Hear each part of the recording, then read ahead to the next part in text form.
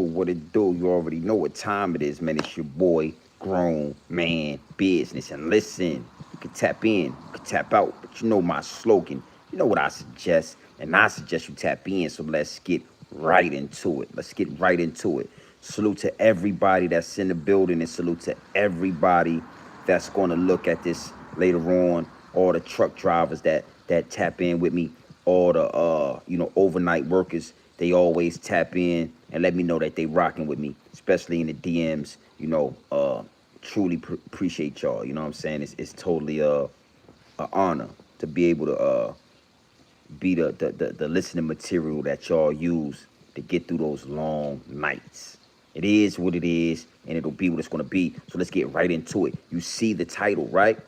You see the title. Now, at one point in my life, I was offered the Nore doors. Now, I'm gonna go through the story. I'm gonna give y'all the story, right? And then we're gonna elaborate on it because, in hindsight, is the only way that I really figured out that that's what it was. And in the beginning, a long time ago, my pineal gland wasn't as open as it is now.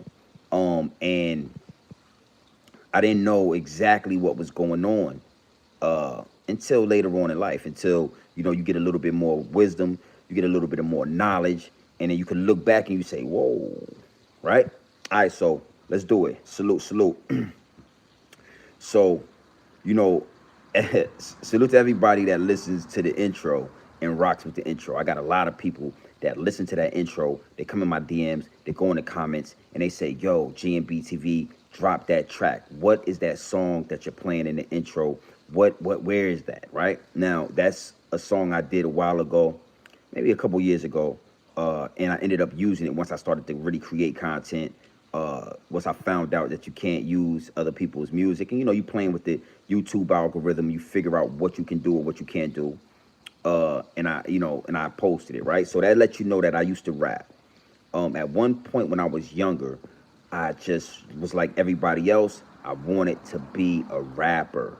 I wanted to be an artist, and we're gonna get into that. We're gonna get into how that changed and why that mindset changed over here as far as Grown Man Business TV, right? But when I was younger, man, I wanted to be a rapper, and me and my cousin, we used to rap. We would get instrumentals, and we would play them joints all day, and we would rap over these joints all day, all night. Me and my cousin Nitty. You feel what I'm saying? Now, my cousin Nitty, he's almost like a Dewberry. Like Dewberry is to Charleston White, right? He's about 6'4", real big dude, girthy, like to fight. He's a real active dude. And something like my protector. You know what I'm saying? I mean, I'm gonna handle my own business, but if somebody approaches me and the fight's not fair, my cousin Nitty is going to take the fade, right? So salute to Nitty. So me and him were rapping back in the day, and we had a group that we had formulated together called Codees, Co-Defendants. And we was called the Codees, and we was going around Norfolk, we was going around the 7 cities, Virginia Beach, Chesapeake, Suffolk, all of that, Newport News, everywhere, performing at different local spots, performing at open mics. This is before streaming, you know what I'm saying? This is way before streaming. This is post-streaming, smartphones and stuff like that. So, again, I'm a dinosaur. When I was outside, when I was a youngster, you had to really be outside. You had to really be tapped in. You had to get off the porch, and you had to be hands-on. It wasn't like now where you could just create a whole character. You could create a whole album, and you can do a whole thing and not even leave your house and just push it to the internet. It just wasn't like that. So salute to everybody that knows what I'm talking about. When it comes to that era, you really had to be there, and we're going to get into that. It's hard to explain the energy that was around when you had to go outside and had to make relationships with people and had to rub shoulders. You understand? So we was moving around the city, me and my cousin. Now, the Neptunes and Pusha T and all of those guys, they hadn't necessarily blew up like globally yet. You know what I'm saying? Pharrell had did the Rump Shaker joint. Missy and Timbaland, they were big. All these artists were pretty big, but they wasn't like Timbaland and Missy were huge. Pharrell and was pretty big as well. I'm not gonna take, but they were still locally moving around the city. You could run across Pharrell, you could run across Pusha T at this present time. You could run across any of the Neptune members, right in the 7 cities, right in Norfolk, right in the city, right? So my uncle, salute to my uncle Tory, you know what I'm saying? My uncle Tory, he had a club in Norfolk, Virginia called D. Frazier's. D. Frazier's, right across the street from the Broadway nightclub, right on Military Highway. Anybody that's from the city, anybody that's tapped in and knows anything and was active in any way knows about D. Frazier's, right? And he would have, just like every other club, he would have open mic nights. And he would have these nights where, people would come and showcase their talent, right? Now, at this present moment, man, I'm on fire in the city. I got a song on the radio called ROVA, Real Streets of Virginia, ROVA, and ROSVA, Real Streets of Virginia. And I mean, it's really catching fire. And, a real big time DJ, he's still a DJ in the city named DJ Jack of Spades. He caught wind of the song. So I'm at my uncle's spot. I'm at D. Frazier's this particular night, and I'm performing, right? Doing the song. Got a few homies with me, doing my normal routine, how I like to give it up. And I get off the stage, and Jack of Spade pulled me to the side, and he says, yo, that song is fire. He tells me, and salute to DJ Jack of Spade. I never forgot this.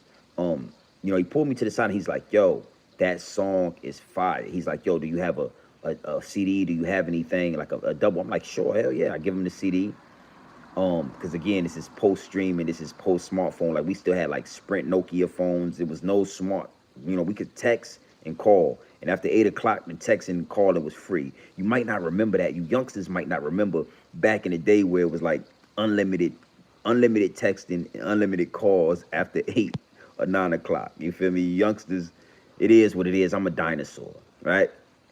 So I give him the CD, and I'm hyped, you know what I'm saying? Because it's DJ Jack of Spade. Like, you in the city, you know who DJ Jack of Spade is. So I give him the CD, right? And he leaves. He comes back a week later, and he says, bruh, that song, he said, yo, I took that song to the crib, the CD you gave me. I played it for all my homies. I played it in the studio.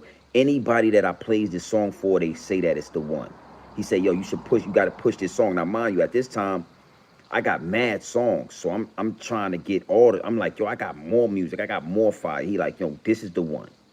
So I'm like, okay.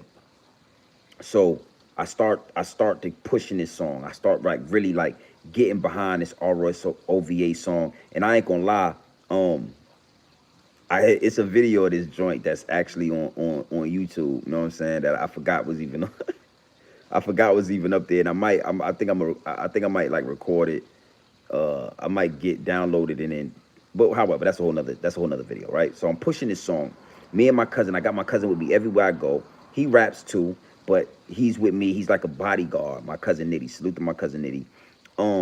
And we're doing this. We're pushing it, starting to catch fire. I got DJ Jack of Spade playing it, and it's going up in the city. You know what I'm saying? Club entourage is up. This is when Pusha T's manager was bringing all of those drugs into the city. He's already in jail. We all know what happened with Pusha and his manager and the drugs and all that. That all made national news. So it is what it is. And you got to know there's a lot of money being made. Like, I was knee deep in those streets. I was wild. I was outside, my G. That's what the youngins call it. I was outside. You know what I'm saying? So we performing this song. We getting some momentum, right? We getting some momentum.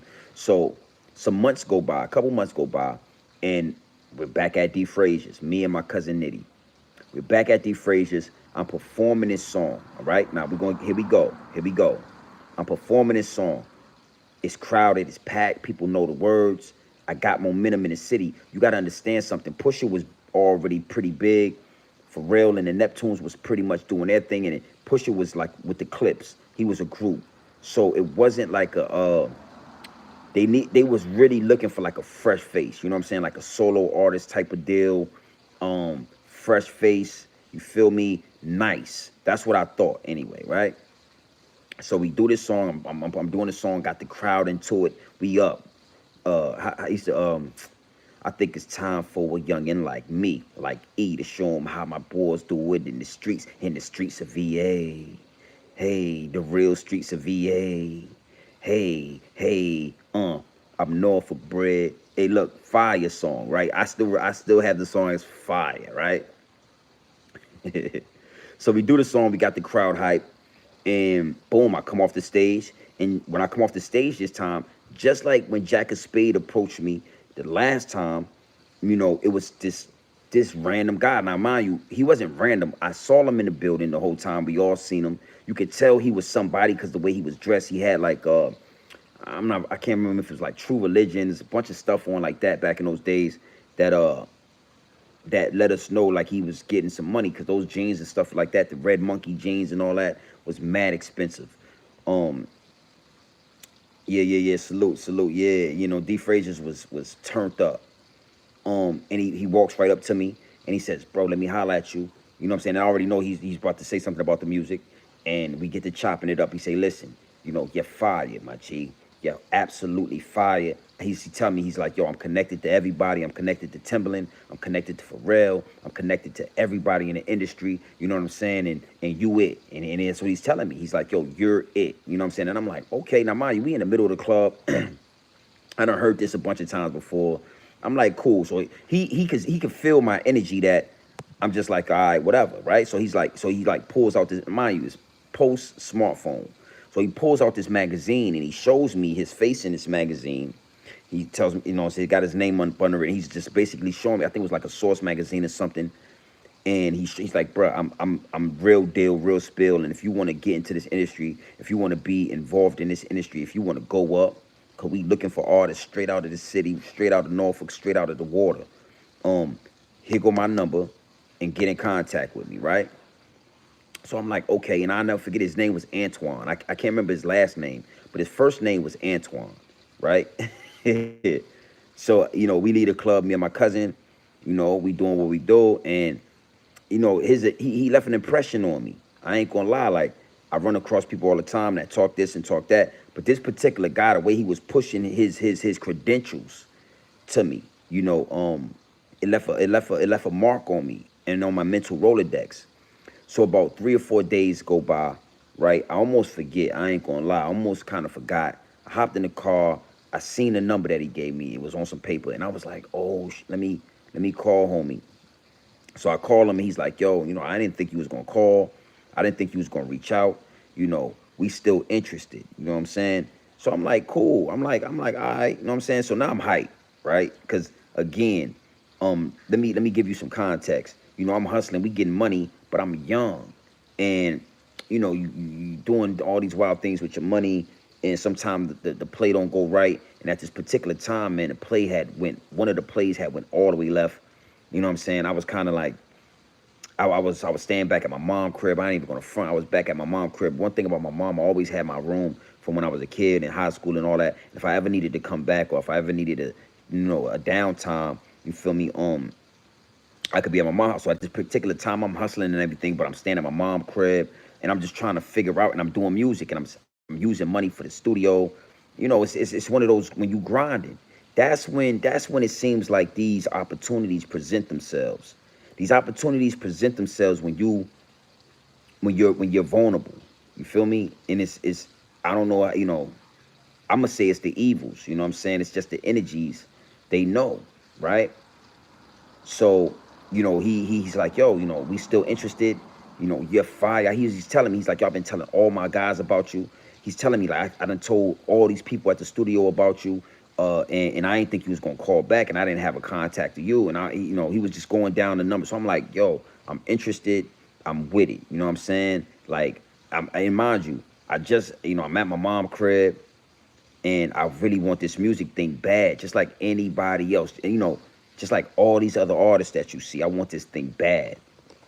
So he tells me, "Okay, listen, I'm gonna be." He's like, this is what he said. He says, "I'm in North Carolina right now, but I'm gonna be back in Virginia this weekend."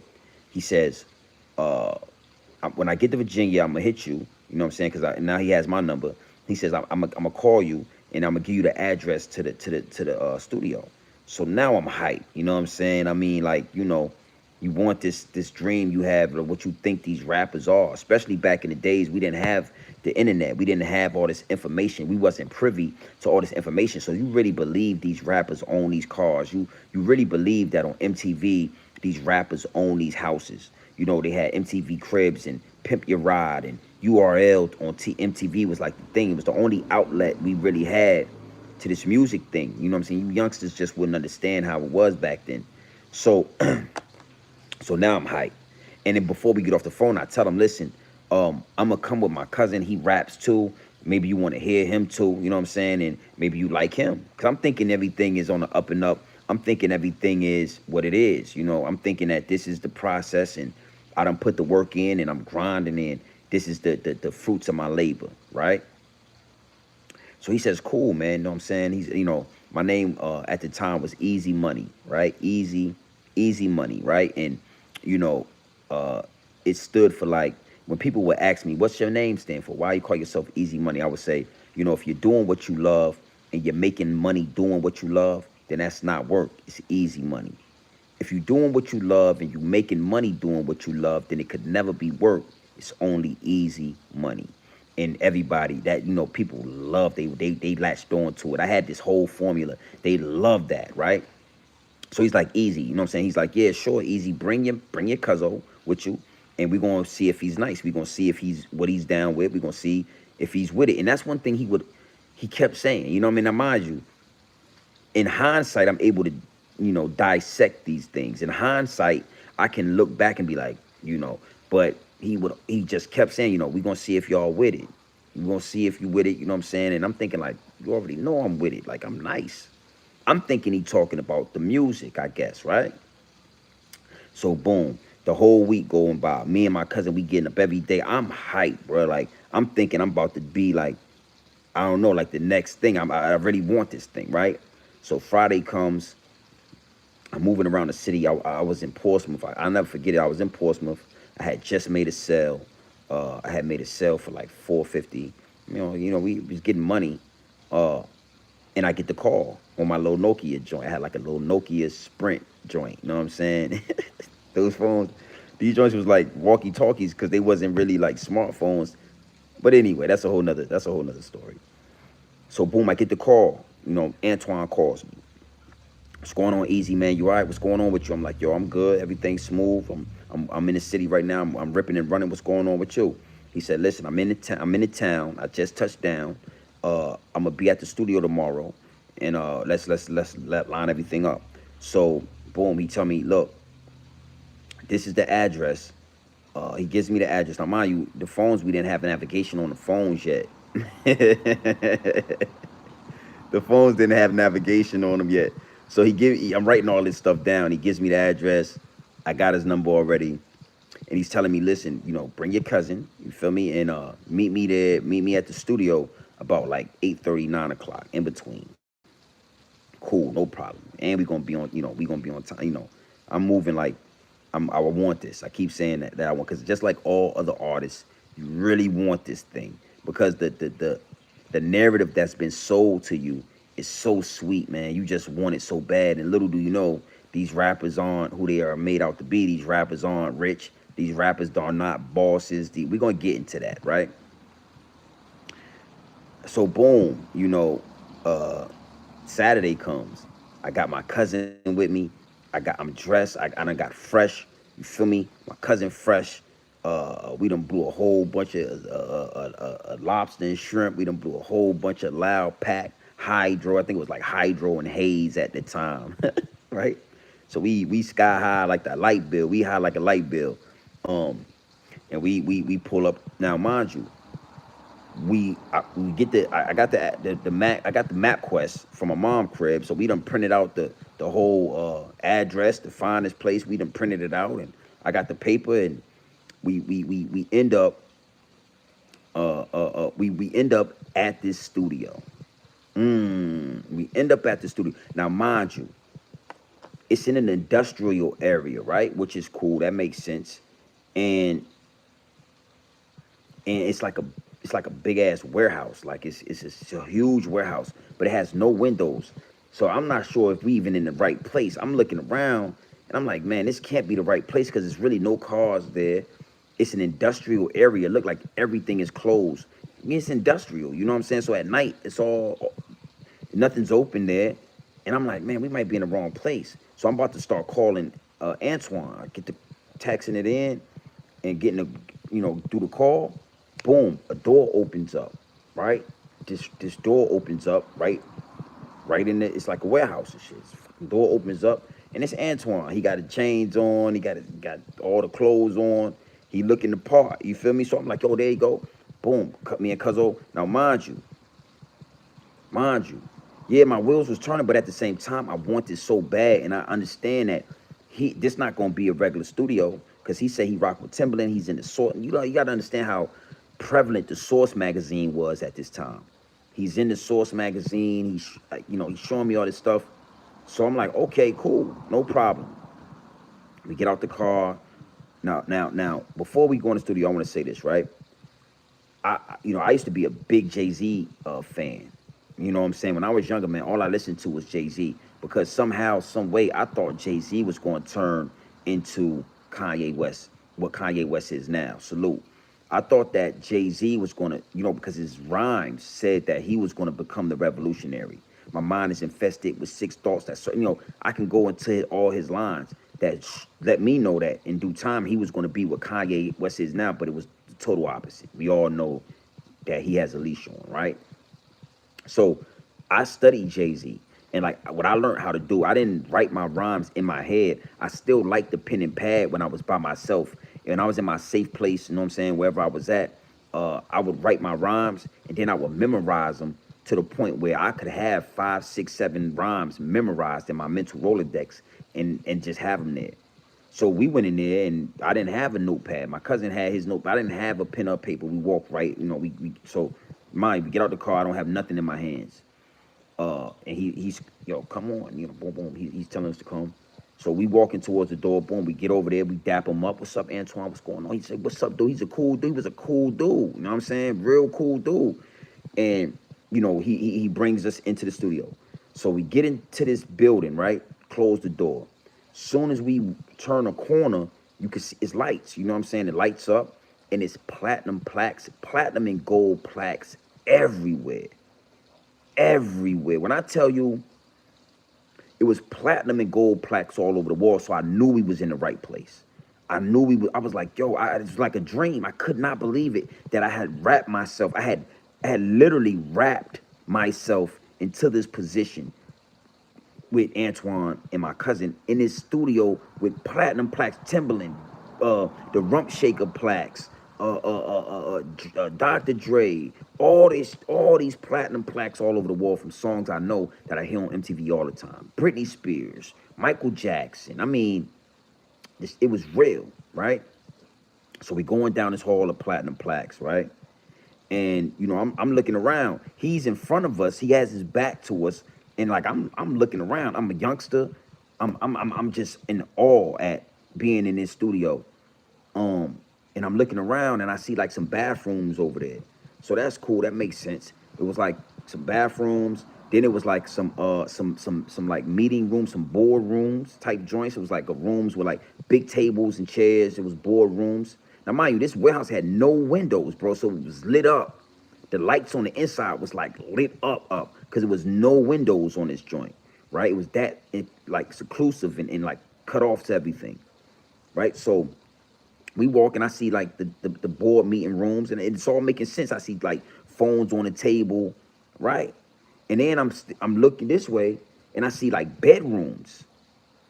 So I see like 5 or 6 bedrooms, my G. Now mind you, I'll never forget it. It's almost like it happened yesterday, right? So it's like bedrooms. A couple of the beds are made, a couple of the beds are not made. These shits is rooms. It's like dressers in there, like refrigerators. So I instantly, again, when your pineal not open, right? You will make excuses. You will make up excuses to justify the actions, right? To justify what you see. So I'm thinking instantly, like, people sleep in these rooms probably while they working in the studio, and all that. Because like he said, Michael Jackson's there, Britney Spears is there. They're not sleeping in hotels. They sleep in these rooms while they're recording with Timberland. You know what I'm saying? Because it was like Timberland. I think Pharrell used that studio too, but it was like a lot of Timberland's work. All the Timberland stuff there, right? So I'm looking at these rooms. I'm like, damn, it's like bedrooms in here. So I ain't thinking of enough. We still going. Long hallway. Long hallway. So as we get closer to the door, I guess we're going in, you see the doors open. It's lights coming out the door. and I'm recognizing things that I'm seeing on MTV. Again, you guys don't understand how prevalent MTV and URL was when I was a youngster. Like, I'm starting to see things that I saw in like Justin Timberlake's video. But it was this it was a particular video. The main video was, I can't think of the name of the group, right? But the song goes like, "It's too late to apologize. It's too late." That was the song. Too late to apologize. That song was on MTV and it was like #1. And like the shit was like, that's where they shot this video at. That's where they had shot this video at. Yeah, it was like that's where they. So this video was shot in that studio. So now I'm like, we made it, dog. I'm hype. I'm ready. You feel me? I'm going into the studio. I'm seeing all the platinum. I did see these beds over there, but I don't know what that. I didn't think we made it, right? So we go in the studio. Antoine sits down. He says, "Listen, I seen you perform at this spot like 2 or 3 times at D. Frazier's, which was my uncle's spot the whole time. My uncle owned D. Frazier's, so that's why we always was there doing our thing, as long with other places." So he tells me, he says, "Listen, I done seen you easy perform a bunch of times at D. Frazier's, man. You're fire. I already knew that we wanted to rock with you. I already knew that we wanted you." You know what I'm saying? And I was like, okay, you know what I'm saying? He was like, yeah, but we didn't know if you was going to be with it. We didn't know. And I'm thinking, like, why would not be with it, my G? Like, I'm a rapper. I'm trying to get on the phone. You keep saying in my way. Like, I didn't understand, right? Cool. So he's like, the last time I saw you, that's when I approached you. We was trying to make something happen. We trying to get a new artist out the city because, again, Pusha and the Clips, they are a group. You got Missy is on her own, she's on her own planet, but we don't have like this young face to represent the area. So I'm like, man, I'm in my head, I'm like dancing, dog. I cannot believe it. It still puts a smile on my face. Like I'm like, yo, I made it. We made it. And I'm bringing my cousin with me, right? So he says, yo, go ahead. He says, yo, rap. You know what I'm saying? So I ain't gonna lie, my cousin was hyped too. So I'm like, Twang, I'm like, yo, Nitty, do that. Go ahead. So I already know my cousin, what he gonna do. I know all his rhymes. He know all my rhymes for the most part. We rap around each other every day. He start going. He rap. My cousin rap for like 10, 15 minutes straight. He going. Boom. So he get finished. Antoine is like, yo, your cousin is fire. What's your name again, bro? Nitty. Okay, Nitty. He's like, man, I ain't know. I'm like, yeah. So now I'm getting cocky. I'm like, yeah, so I told you my cousin nice, and you already know I'm nice. So now he look at me like, easy go, right? Boom. Again, I told you I used to study Hova. It's so disappointing to see how things turned out for him because, it's like he's not what. That's a whole nother video, right? So I got like 4 or 5 guaranteed classic bars that I rap for everybody. I have not heard one person say these joints was not fire, and I'm giving them these joints. Yo, one of them joints was it was like I represent a city where them guns go off, where strays fly, kids die with their dome blown off. I'm talking 757, that commonwealth where poverty is common and hustlers die for wealth. Cops harass us. I see the look in they got them. Young black niggas better off dead than alive. Hate to see me on the strip. They want me dead in my ride. Plus your wife won't think twice to give me head in the ride. I'm from the 7 cities. White tees and DCs, polo jeans. You hear that, right? Polo jeans. That's time stamp right there to let you know.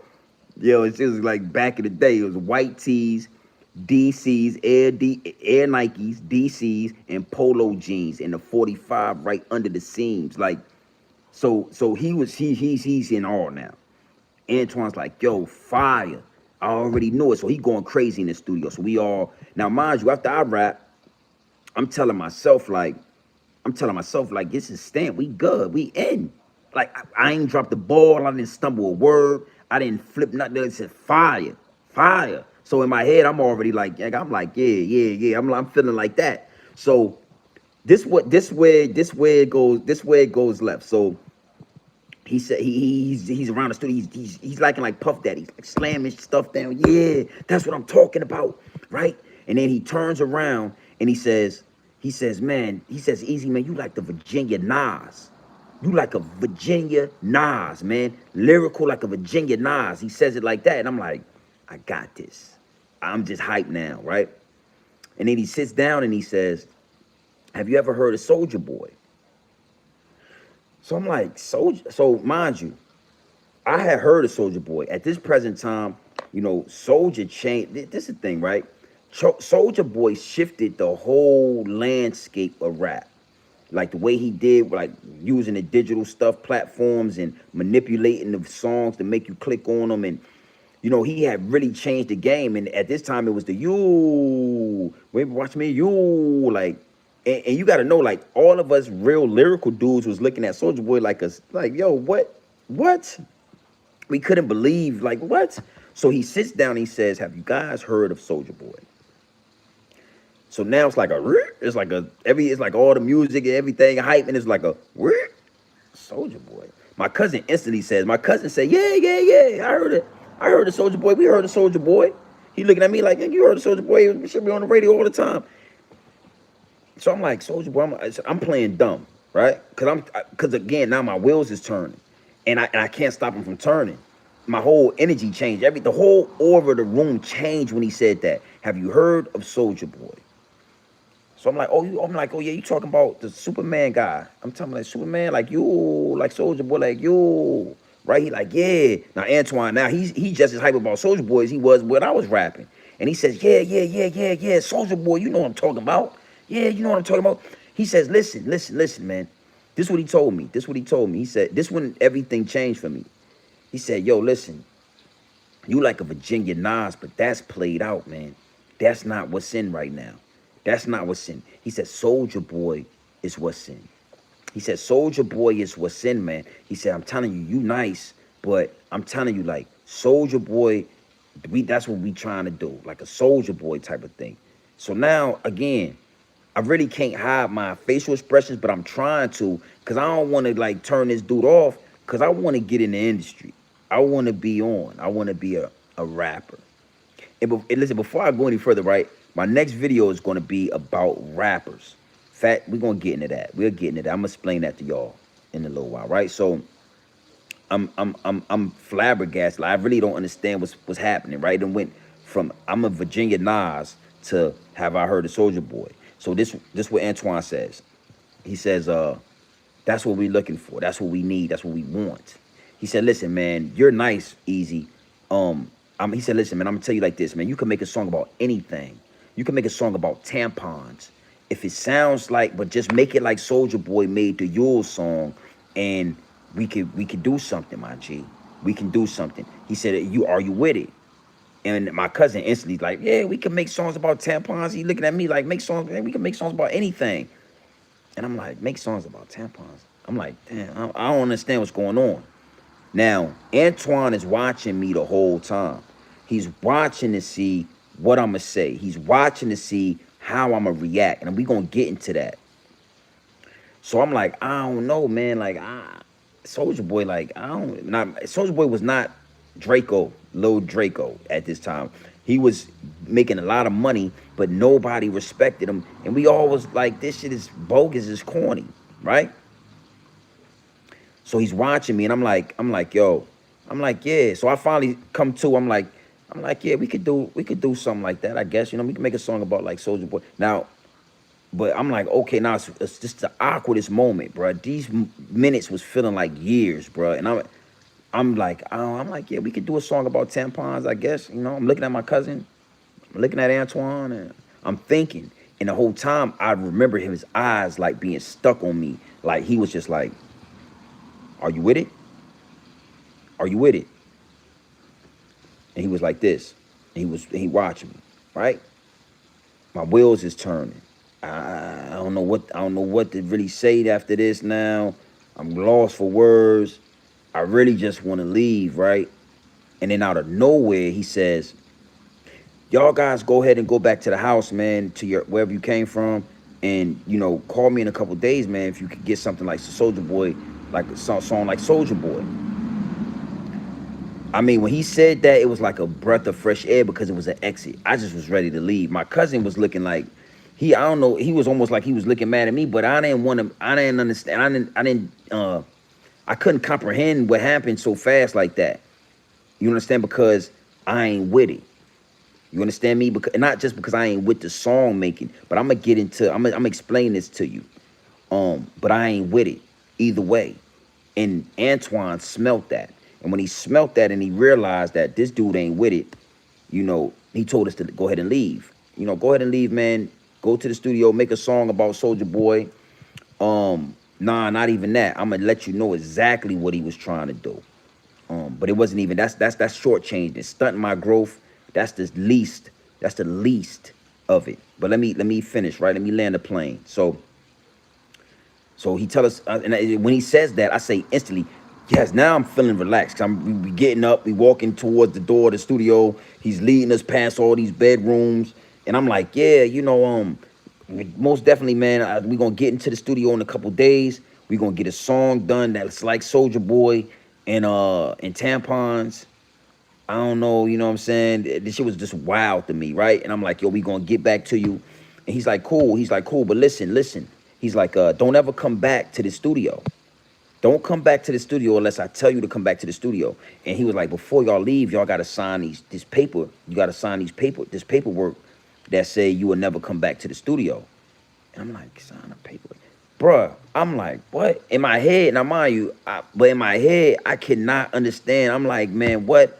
And now, and I'm kind of scared now because you got to think, I want to be a rapper bad like everybody else in this industry. And I don't want to lose this chance. I don't want to lose the chance. And that's how they get you. They pin you into a corner and they make you feel like you're gonna lose something. You're gonna lose the chance. And then, right? So he tells me and my cousin, we have to sign this paperwork. And it's like some paper, and he explains it to us, and he says, you got to sign this paperwork because if you come back, he's like, we have such mega stars here. This is how he explained it. Michael Jackson, Prince, all these guys that work with Pharrell and all these guys that work with Timbaland at the time, they was like mega producers. And he says, so if you come back, we'll sue you. And I think it was for like $100,000. But it sounded like $1,000,000 when he said it. You know what I'm saying? So it could have been 1 million, but it was like 100,000 or like 20, quarter million. You know what I'm saying? They would sue us for coming back to the studio. I'm like, what the fuck? And mind you, man, the dude almost wasn't really trying to let us out the studio till we signed the paperwork, right? So I'm like, what the fuck? I'm reading over this stuff. And it's like, I don't know. It's like some court. It was like court. It was like something you need a lawyer to read over, right? But we signed it anyway, just to get out of there. So he says, yeah, once we signed it, like he got from in front of like this nigga was standing in front of the door almost like we couldn't leave. You know what I'm saying? I was younger and I ain't bring the strap in there. I left the strap in the car because I just didn't think that, I'm thinking we going to like a meeting where we could get signed. You know what I'm saying? I got the strap, it's in the car, whole P89 in the car, right? So boom, we signed, me and my cousin, we signed it. We leave. As we're leaving, he says, hey, no, as we're leaving, I'm telling him, because again, I'm trying to still be in the good graces. I'm still trying to like be a part of something. And I'm telling them like, hey man, we really appreciate it. We signed the paper, you know what I'm saying? In a few days, I'm gonna call you back on the number that we've been contacting each other through, and we'll have a song for you. We'll go to the studio tomorrow. Now mind you, at this point, I'm like, yo, we gonna go to the studio, and we gonna be like, put them tampons in there, gooey. Yo, what do you wanna do? Yo, get them tampons and tampon that flow and get that flow and stop that flow and stop that flow and stop that flow. Like that's what I'm thinking in my head because I'm an artist at this time. Mentally, I want to get in the game bad. And he wanted us to make songs about tampons, and he wanted it to sound like Soldier Boy. So maybe we could stop that flow, stop that flow. That's what I'm thinking, man. I don't know, right? So we leave, you know what I'm saying? Me and my cousin in the car, we ain't really talking about this shit. We don't really know, what happened, you know what I'm saying? So my cousin take me to the crib, he leave, I think about it for a couple hours, I go to sleep, boom. The next day, I got the whole tampon and the flow song in my head. I'm telling you, I studied Jay-Z. So I got this whole song now. We gonna stop the flow, right? With these tampons, Superman them pros, right? I call Antoine back and his numbers changed. And that's when I was like, oh snap, yo. Like literally, it wasn't like his phone was off. That joint was like, doo doo doo. this number has been changed, whoop-de-whoop. Like, what? Like, I couldn't believe it. And listen, I never seen him again, bro. I never seen him again. I never seen him again. And like, you know, even after that, I still was pursuing music. But that story, that situation is like the closest I really ever got back to like thinking I like, and I always thought about it, right?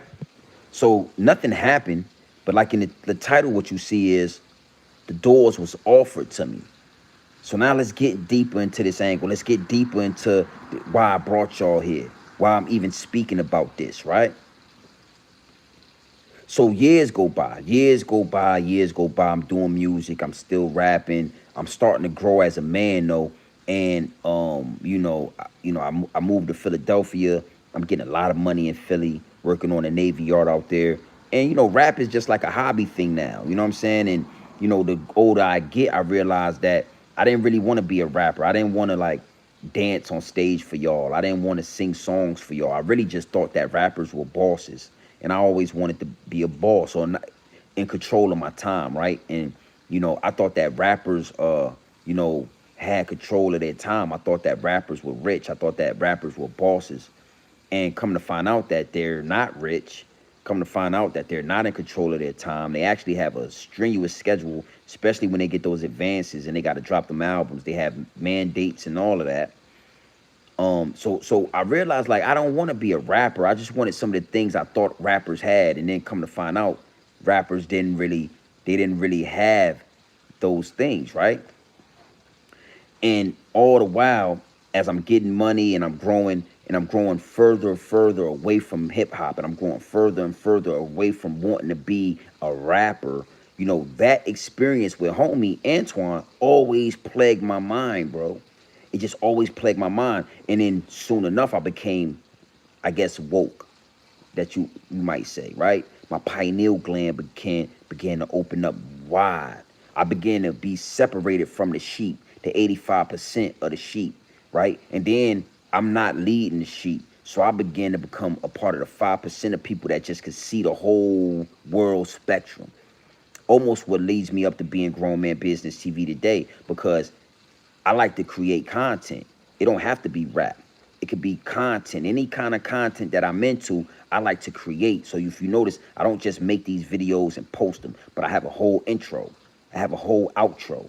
I have a whole kind of uniform thing that I do with any, y'all have watched my videos grow over this period of time that I've been posting with y'all and doing this Grown Man. So like I started out this way, then I tweak my videos that way, then I tweak my videos this way, and I make my videos long. And now I don't really do the whole, drawn out multiple different angles thing. I still use the multiple different angles, but I just kind of just give y'all the straight game and get to the point. You feel me? My point is, I just grew away from wanting to be a rapper. The more they become exposed and exposed, but that experience with Antoine always plagued my mind.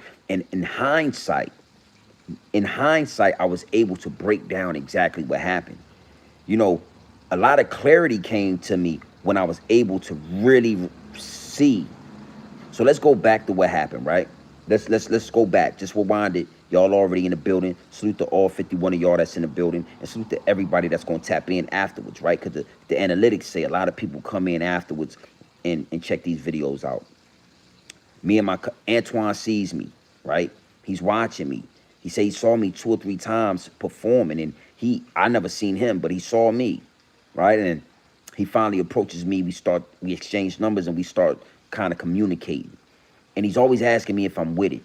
And, I just want to make sure you're gonna bring your cousin to make sure he's with it.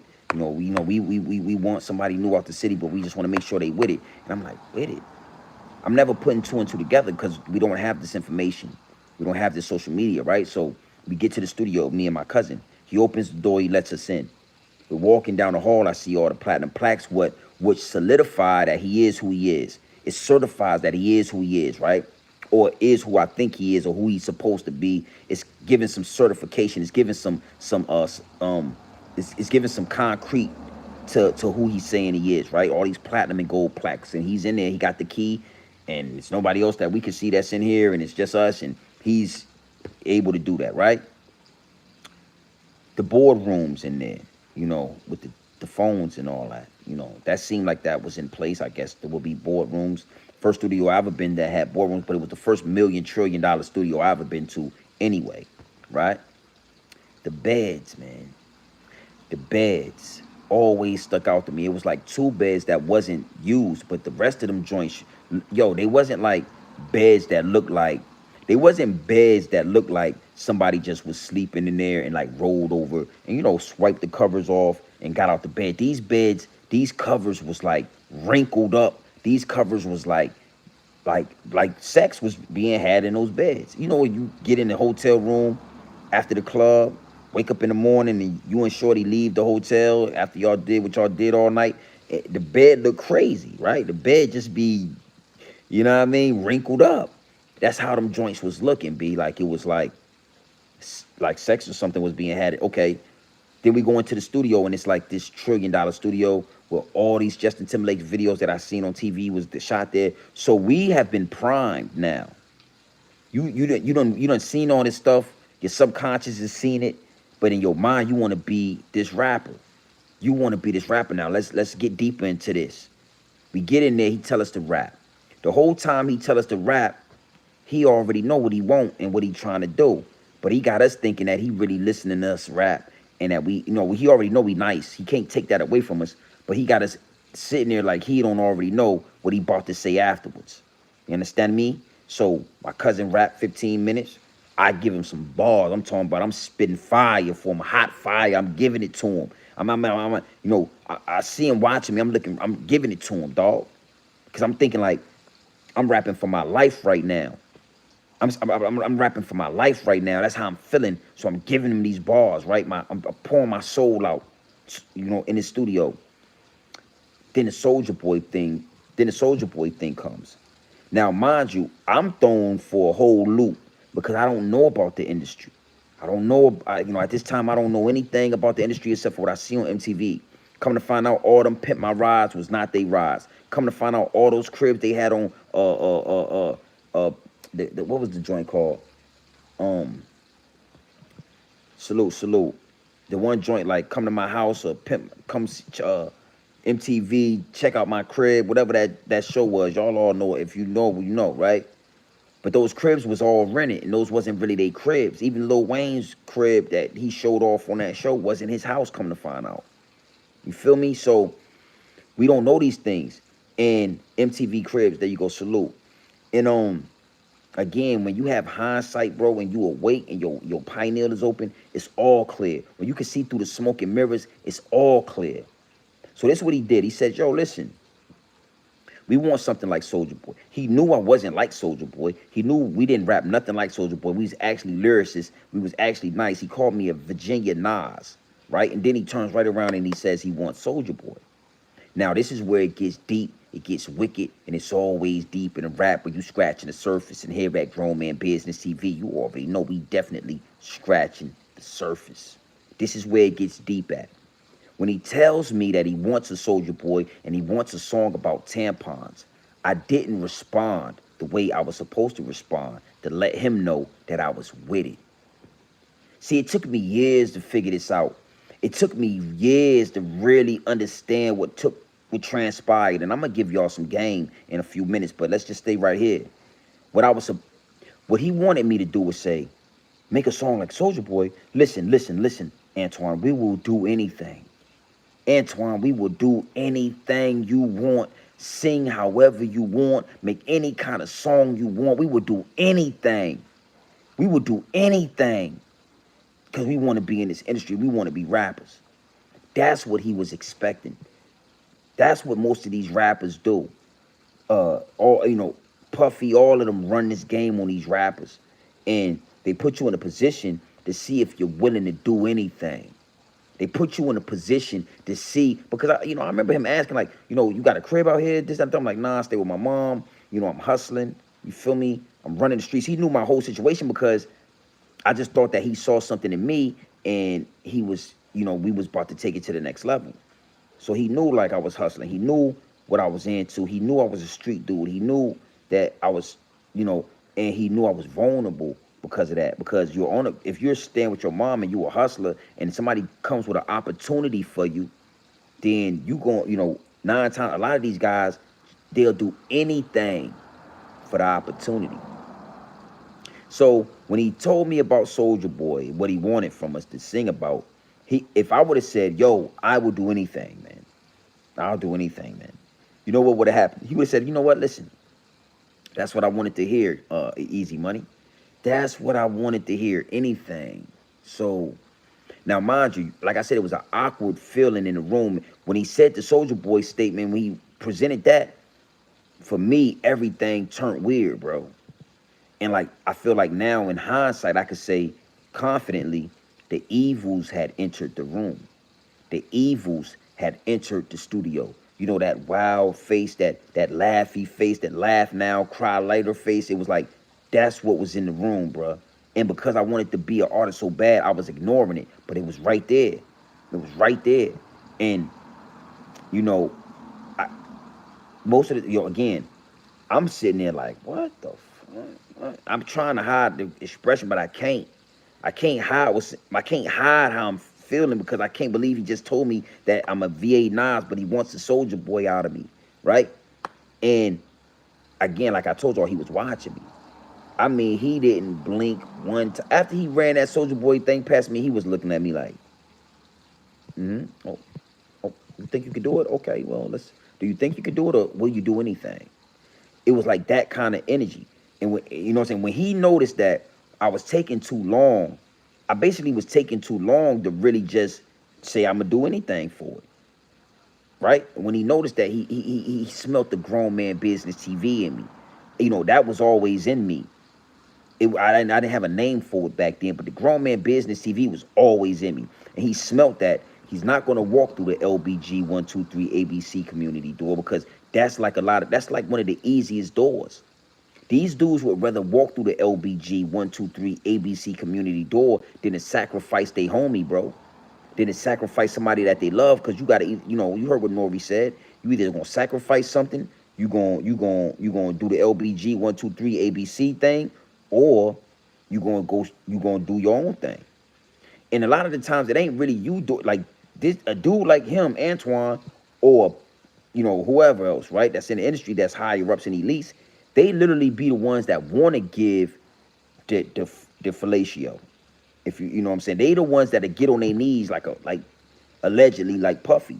You know, I heard wild stories about Puffy and his baby mom walking in on him and Andre Harrell. His baby mom, Kim, that passed away, said she walked in on him blowing Andre Harrell, allegedly. So this guy, Antoine, you know, this guy would oh, you willing to do anything? Well, listen, before we go, okay, this is what he was gonna say. You willing to do anything, right? You willing to do anything to do it, and you said you would do anything, right? Well, before we record, cause we could record here. This is, you seen the studio on MTV. You know where you at. Before we record, let's go back into one of those rooms. Come back into my office back there. It's a bed in there, and come back into my office. That's what would have happened. That's obviously what had been happening, because those beds was used, my G. Like, you know, when you see a bed and you be like, I wouldn't even sit on that bed. It looked like somebody, hey, it looked like they was getting busy in that joint. That's what it was. And, you know, again, with the knowledge, with the knowledge and the wisdom, I can look back in hindsight and say that was the introduction. That was the choice. Because what a lot of y'all don't understand is we're gods. We're gods, right? So one of the things that make us gods is that we have a choice. We have a choice in anything we want to do. We have a choice to worship, to be good. We have a choice to worship evil. We have a choice in the matter. And what the evils have to do is present you with a choice. The evils can't just take your soul, my G. The evils can't just take you, because we're covered by a supreme being. We're covered by divine, you understand? Like a divine light shines over us, over our lives, because our lives are so precious. So the evils can't just come and take you. The evils got to get real slick and real deceiving and conning, and they got to con you out of your soul. Yeah, man, I don't want to go too deep. Salute to everybody that's in the building. Salute to everybody that's locked in. But they have to present you with a choice. And sometimes you can make a choice without knowing fully what you making a choice about. But as long as you make the choice, then it is what it is. You know, that was the choice. That's what he wanted. Are you willing to do anything? Are you with it? And no, Antoine, sorry to say, man, I'm not with it. I've never been with it, right? And for a few years, I was like, man, did because I didn't know, again, I still had not put two and two together. So I'm like, man, I could have just made a song about tampons. Maybe I'll be rich by now. I wouldn't be having to do this or having to do that. But patience is a virtue. The process is necessary, right? So you make the choice right then to make songs like Soulja Boy, and you end up like Soulja Boy. Look at Soulja Boy, man. He looked like a demon. When I look at Soulja Boy, the rings around his eyes, the way he looked, Draco looked like a demon to me because he is one, because he's been infiltrated by one. He did some things to get in his position. Yeah, and it's not worth it. When in the long haul, if you just trust the process, you stay pure intentions, then you will end up right where you want to be. I got the house just like the rappers. I got the paper, man. Probably got more paper than your average rapper. I got the jewelry, the chains, the beautiful female, just like the rappers. I got everything that I wanted that I thought the rappers had and they don't have. You feel me? Look at Pop Smoke. He had a female with him. He got smoked. I don't have that. You know what I'm saying? Everything I thought they had, I have now. But it had to come with a real process of good and evil. And I chose good. I chose not to make songs about tampons stopping the flow and not doing whatever else Antoine thought he had in mind. These dudes is freaky, my G. Back in those days, the LBG 123 ABC community was prevalent, but it wasn't cool to be that like it is now. They hadn't made it cool yet. So he probably wanted to get on his knees for both of us and you know what I'm saying? But wasn't with it, dog. Organically. Exactly. Organically. And that's one of the messages that I want to just, for whoever listens to this in due time, for whoever's listening right now, for all the youngsters that come through my DMs, all the youngsters that come through and ask me questions, you have to trust the process. The devil is going to present you with opportunity, just like the universe is. The devil is going to present you with opportunity, but the devil's going to rush the process. The devil going to say, nah, I give you the blessing right now. You want the blessing right now? I'll give it to you right now. Just for me, you got to do something for it. If you go the right way, you still got to do something for it, but nothing that's going to steal your integrity, nothing that's going to make you like be ashamed of yourself, nothing that's going to make you not be able to look in the mirror. It's going to take longer, but it's going to be worth it at the end. You understand me? It's going to take longer, but it's going to be worth it at the end because it'll be nobody there to say that they gave it to you. It'll be nobody there to hold something over your head like all of these high-up execs and the higher-ups and elites do all of these rappers. See, these rappers, when they come in the game, they were just like me. They wanted to be rich. They wanted to buy their mama a house. They would do almost anything, bro. And when the choice is presented with them, they look around and say, nobody's looking. Nobody can see me, so maybe I'll just go ahead and let him do what he want to do, and then nobody will know. But anything that is in the dark has to come to the light. Even if it's the light of, even if it's your light, even if it's not the light of the public, you have to face it. Every day you look in the mirror, you got to know what you let Diddy do to you. You got to know what you let, allegedly let them higher ups and elites do to you to get in your position. And these dudes go crazy. Why you think they can't? These dudes be on so much drugs because they done went up in one of these studios when they was youngsters, and homie done got on his knees and Africa bambarded them just like old boy, Haas and them boys always talk about. Homie done went to the apartment and got Africa bambarded, you know what I'm saying, just so that he could sign a contract where he gonna lose all his money anyway. And then when you not producing or when you go against the grain, they record these things. They don't do anything without having the actual evidence on you.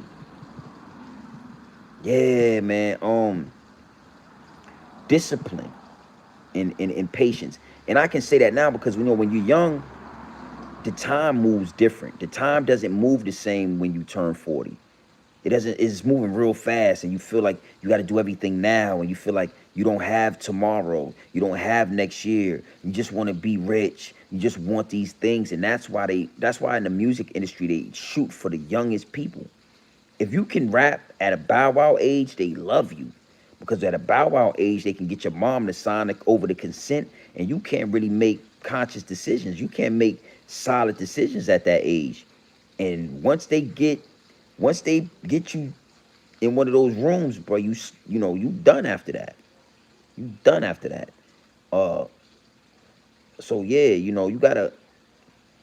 I spoke on the situation a few times, but again, I give y'all so much different content.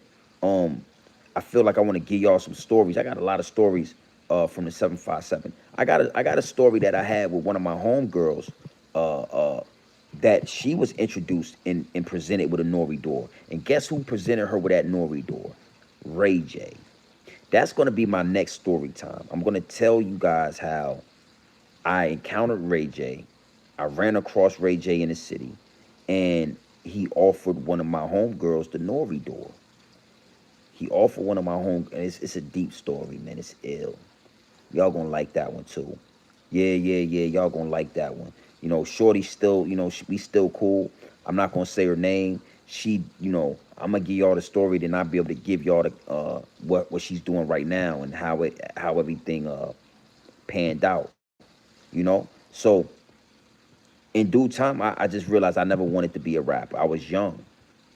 And I thought I wanted to be a rapper. And a lot of these guys think they want to be rappers until they get in the game, and then they come out and they start complaining that their money's not right, and they start complaining about how this is not working out and that's not working out because the whole time you didn't want to be a rapper and you did anything. You did anything.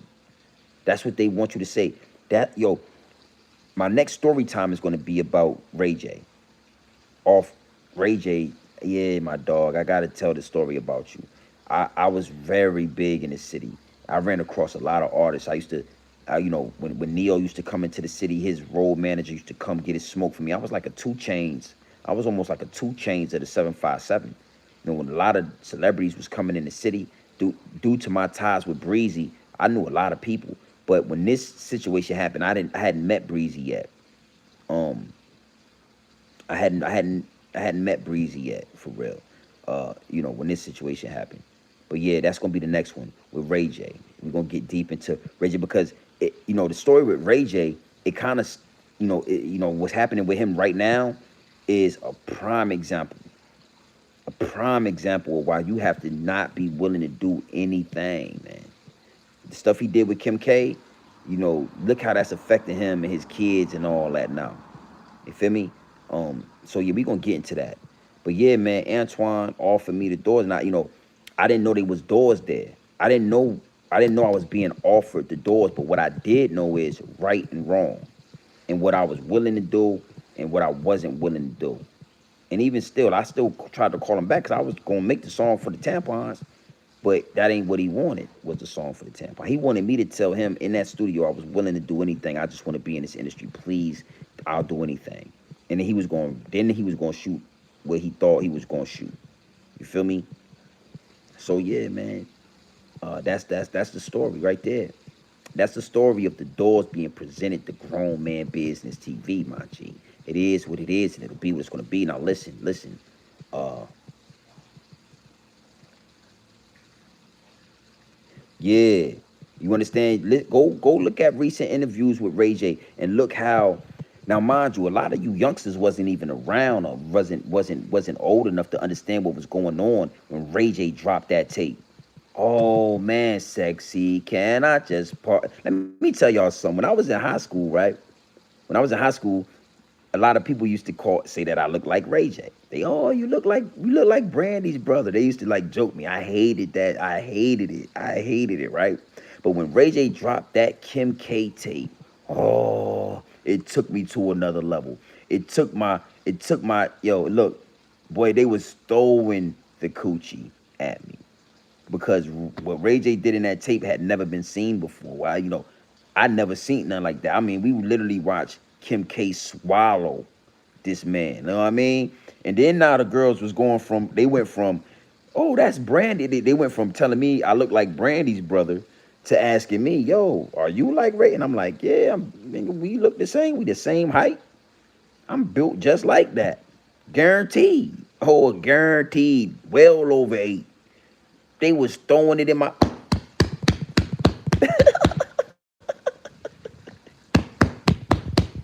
Hey, hey, I want to say that salute to Ray J for that. Took my coochie game to a whole nother level, B.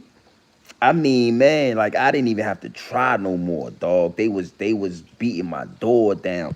And I'm young, and I ain't with the Nore doors, my G. I'm not with the LBG 1 2. You crazy? You crazy? So you know, and then you got to understand something, right? Soon after that, sexy, can I just put my manners, girl? How you shaking? Got a and like, whoa, what? He had that joint. I put her on. I put her on. I put that girl on. Like Ray J had some hits. If I had one wish, we would be best. It was Ray J and Memphis Bleak. When I put that fitted cap to the back, oh, good, you look like. Well, this before I had a beard. Before I had a beard, and I had like the little mutton, like the little. Them joints was like, yo, you look like Memphis Bleak. But I always liked when they said I look like Ray J. When the female told me, listen, let me tell you something. When the female told me I looked like Ray J, I knew what was coming after that. Oh, I guarantee it was guaranteed I'm gonna smash. Guaranteed. If it won't that night, in a couple days, she wanted to see if I can work like Ray J. She wanted to see if I was hung like Ray J. We wasn't seeing sex tapes like that. It wasn't a normal thing, bruh.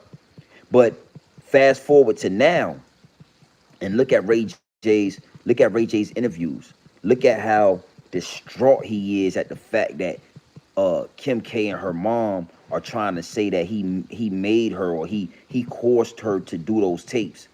Think about, how damaging it is to his brain to think that his daughter's gonna see these tapes and his son is gonna see these tapes, and he don't want them to think that he made her do these tapes, or he tricked her. Like, and I'm watching this debacle, unfold like everybody else is. Like a couple weeks ago, he did an interview, and he just don't. He really wishes. Now, mind you, he made all this money, Bree. He made all this money, but that decision, that choice, that was the choice. That was the choice for Ray J. Ray J was already in the industry. He was already doing Moesha as a kid. He was already credited as a producer of Moesha. He was already getting money. He was already solidified in the game. Hold on, guys. He was already solidified in the game, Ray J. But when Kim K came to him, and then the opportunity was presented to him, he was supposed to say, nah, man. Because even like back then, like Pornhub and sex tapes and stuff, that wasn't like a normal thing. That shit was like unmoral. It was like you ain't have no morals if you was doing that. People look down on that back in the day. It's normal now. They done normalized it. But when I was young like that, that shit was like the last thing you wanted to do. And they really did it for some paper. So we was all shocked about like, whoa, a sex tape? Like, nigga, you ain't never heard of that before. Before Kim K and Ray J, never heard of that. And that was his initiation. That was them saying, look, you want to go to the next level, right? You a producer of Moesha, but we don't want you to, we want you like this. This how we want to do it, and you need to do this, or you already know it's probably you ain't gonna make it. And you know what he did? He made a tape, made 2 tapes. He sold one for like $2 million, really cheap. And he is. So the next story time is definitely gonna be about Ray J. Ray J, I gotta tell this story, dog. Yo, it's an ill story, bro. My homies know it. And Shorty know it. Um, it's fire. It's fire. So yeah, man. Salute to everybody in the chat. Salute to everybody that you know. Salute to everybody that made the right decision. Salute to everybody that had an opportunity to be taken in by the high reps and elites and just did what was right. I only know what's right, bro. You not about to put me in no position where you think you, but man, I would have ended up, I would have got in my car, bro, and I would have ended up catching a body because you thought that you was gonna get me in that room where the beds was at. I would have literally had a body, my G, literally. So, you know, the evils are lurking, bro. They all around, and they prey a lot of the times on the youngsters. The youngsters, they don't think. They're very impulsive. They want to be rich. They want to be famous. You feel me? And it's a lot that come with that. It's a lot that come with that. I was just looking at the Kodak Black video, the Super Gremlin. Anybody seen that video? Like, the song has nothing to do with satanic images, bro, but the whole video got devilish stuff in it, bro. You know, every video we watch, just pay attention to every music video. Every music video has some type of devil worshiping in it. You feel me? And that's what I was talking about in my last video. Like, you have a choice. But if this person is saying thank you, God, and you just automatically assume that they're thanking the same God that you're thanking, and then you start thanking the God too, that's a choice you made. You assume that they was thanking the same God you was thanking, but really they was worshiping the Baphomet. They was saying thank you to their God, and you're saying thank you to their God. You understand me? So you have a choice, but they're not gonna put it right in front of you and say, hey, this is what we doing. They're gonna trick you. They're gonna trick you. So that's why we got all these videos with Lil Nas X and Cardi B dressing up like the devil. I mean, I can go down a list of all these artists that either dress up like the devil, have the devil in their videos, have satanic words in their lines, like all the way down, bro. All the way down the list. And you wonder why. It's because their job is to get you to worship their God. Their job, and even if they gotta trick you, if they gotta trick you into doing some LBG 123 ABC community stuff, like, you know, in one of those mansion parties, secretly record you, and then they say, man, yeah, your videos is gonna have satanic worshiping in it, dog. Your videos is gonna have the devil in it. And you be like, no, man, I grew up in the church. They're gonna be like, we don't care. What church? It better be the Baphomet church. We don't rock with that other church, nah. And that's why you see it like that. Look at the videos. The song has nothing to do. I'm watching the Super Gremlin. Bro, hold on real quick. Hold on real quick. I'm gonna keep the song down. But I'm watching the Super Gremlin video, bruh. And I'm like, hold on, look at this. Look at this.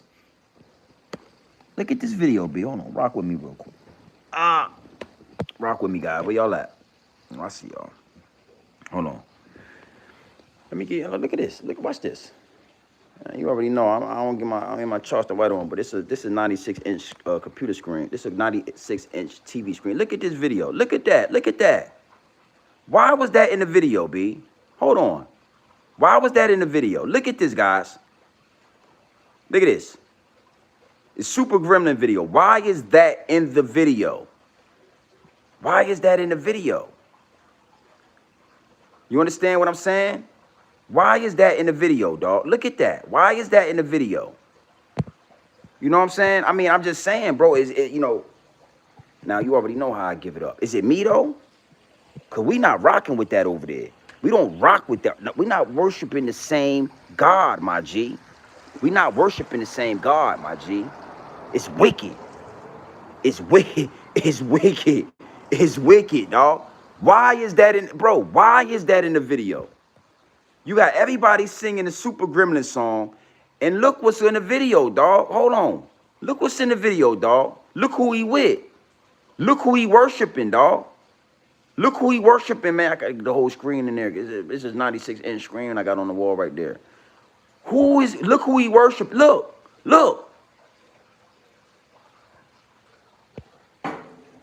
Hey, I don't like to go too deep with y'all, man, because you already know how they like to give it up. You know what I'm saying? You already know how they like to give it up when it comes to Grown Man Business TV.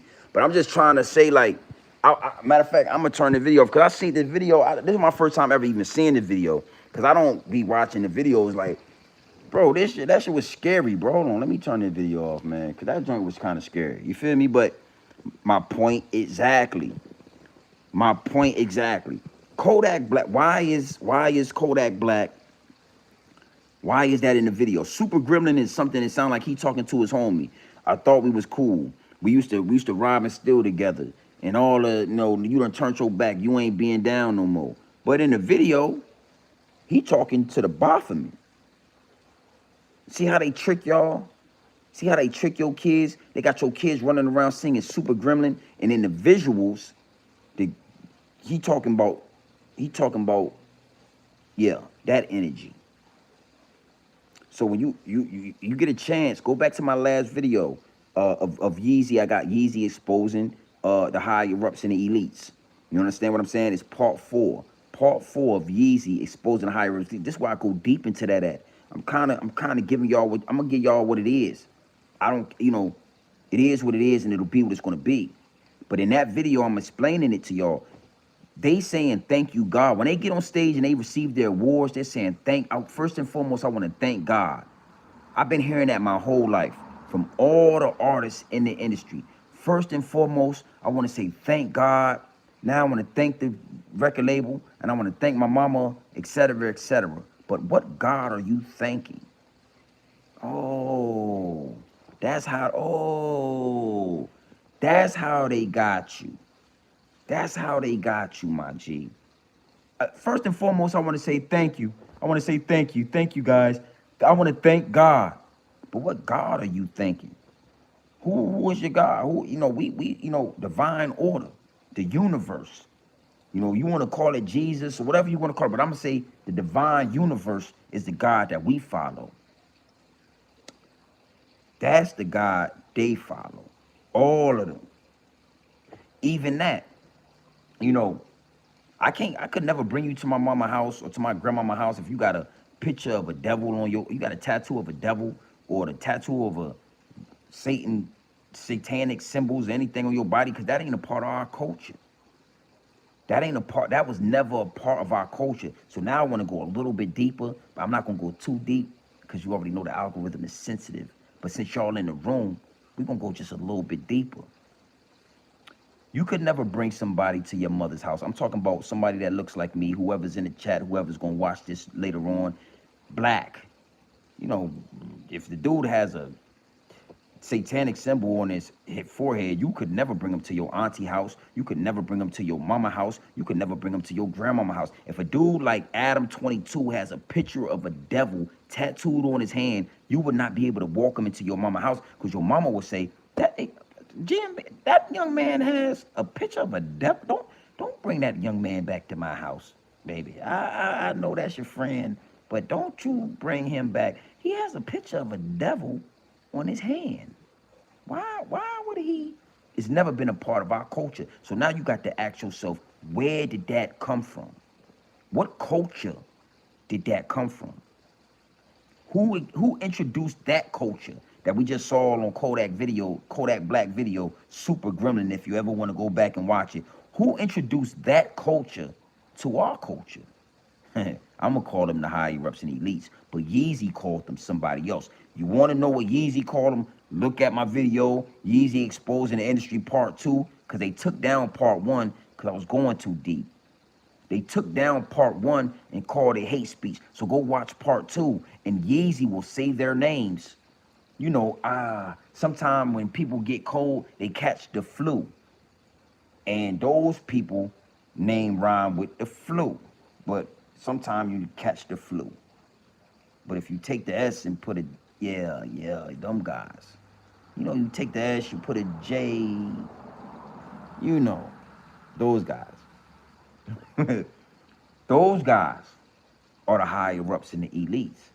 Now, if you ask Yeezy, we are them. But I'm just talking about the false prophets. I'm talking about the false idols. I'm talking about the fake ones, the fake people that catch the flu.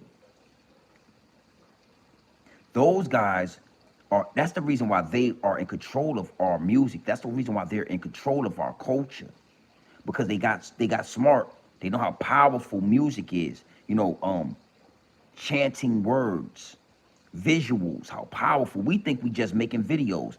They make $1 million budget and they shoot the Super Gremlin video because it's such a big song and all it has is the devil stuff in it. And the flu people. Now, mind you, you ain't never seen them people music. If you look at those people, If you look at their music, they don't have devil stuff in it. And the lyrics are not violent. You'll never see uh you'll never see a Jewish person killing another Jewish person on World Star, would you? I mean a fluish person, fluish. Yeah, you know what I'm talking about. How does, and that's one of the reasons I have the problem that I had with, now we well over an hour. We well over our 60 minutes of power, right? But I'm gonna go a little longer with y'all. But I can't stay too much longer because I got things to do. And when I get this done, I'll definitely let y'all know what I've been working on. It's always multiple streams of money and income, but that's a whole nother video. Um, it's deep, man, and it's wicked, dog. It's wicked, and everything is being exposed.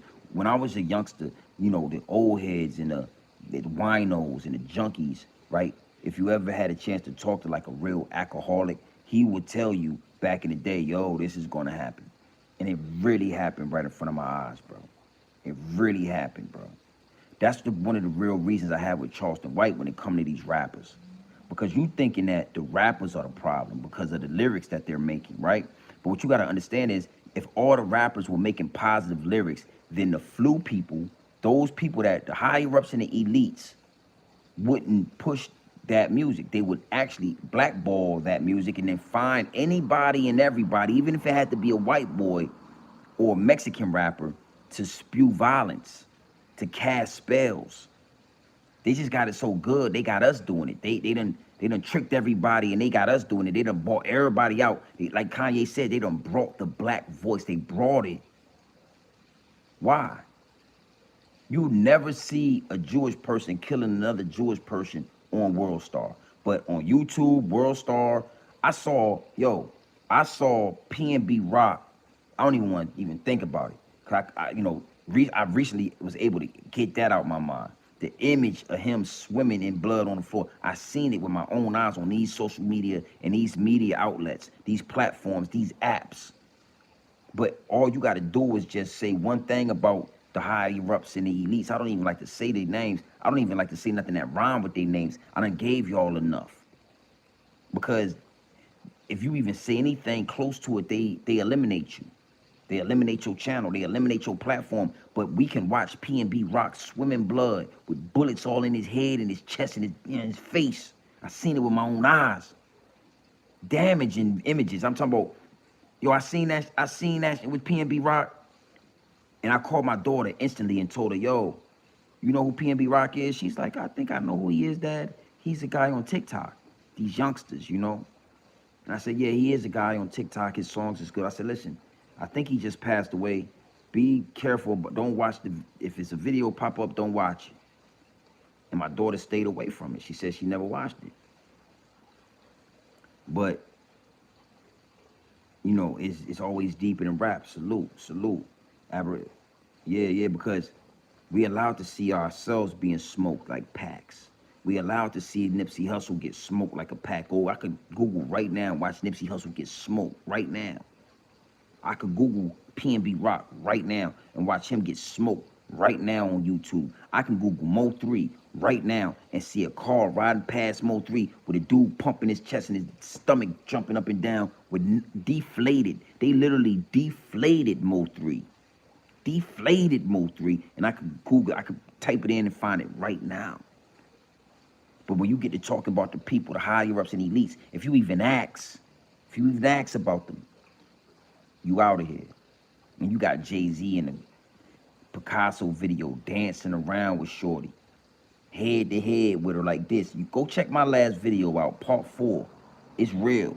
That's a real one right there. Salute to everybody that likes that video. Salute to everybody in the comment section. Salute to everybody in my DMs. I got a lot of DMs about that video. And for all y'all that be in my DMs, it's okay to come in the comment section, man. I like to go through the DMs because I get a lot of information in there. But I'm gonna make y'all come out, man. Either you gonna pop out or you gonna have to stay hidden, dog. These motherfuckers gonna flood my DMs and then I never, come on up out of there, man. Come on up out of there, dog. Casting spells, bro. They know what they doing.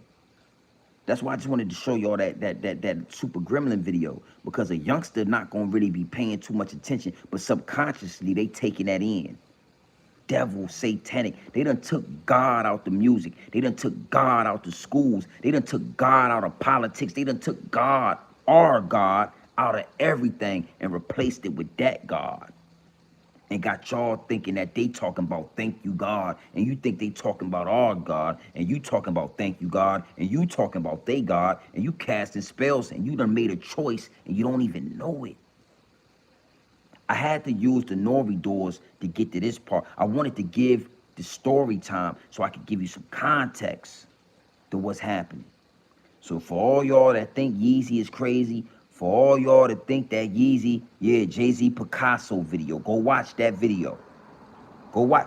When I first saw that video, again, the pineal wasn't fully open, didn't have all the information, still don't have all the information, but definitely didn't have enough information. And I seen all these white people in this video with Jay-Z in this art gallery. And I remember watching it. I loved that song. I used to love that song. The beat was crazy. You know, Jay was in his pocket. That time, I'm like still a real big Jay-Z fan. I'm like, Jay just the dope. He the GOAT. And I love that song.